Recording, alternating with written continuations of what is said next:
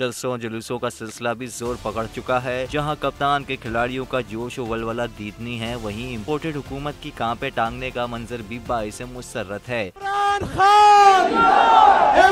खान पाकिस्तान तहरीक इंसाफ ने 19 अगस्त को कराची में जलसा करने का ऐलान कर दिया। पीटीआई के सोशल मीडिया पेज से जलसे के दिन के बारे में कराची के खिलाड़ियों को आगाह किया गया। पीटीआई ट्विटर अकाउंट से खिलाड़ियों के लिए पैगाम लिखा कि कराची तैयार हो जाओ। 19 अगस्त बरोज जुमा चेयरमैन इमरान खान कराची में तारीखी जलसा करने आ रहे हैं।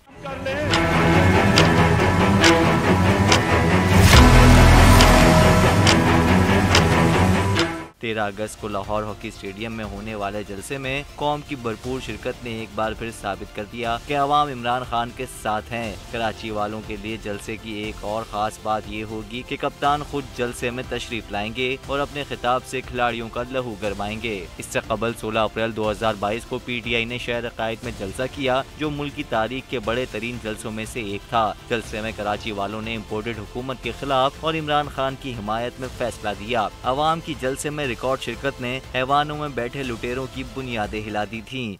मेरी जान इतनी जरूरी नहीं जितनी आपकी आजादी इस मुल्क को जरूरत है।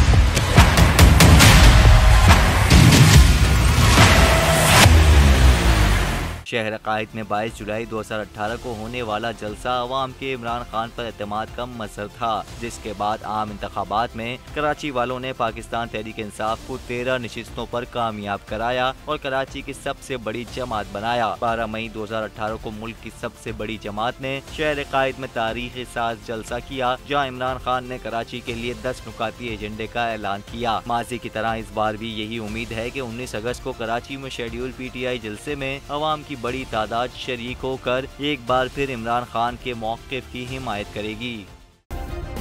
सब्सक्राइब करें और बेल दबाएं ताकि कोई खबर रह न जाए।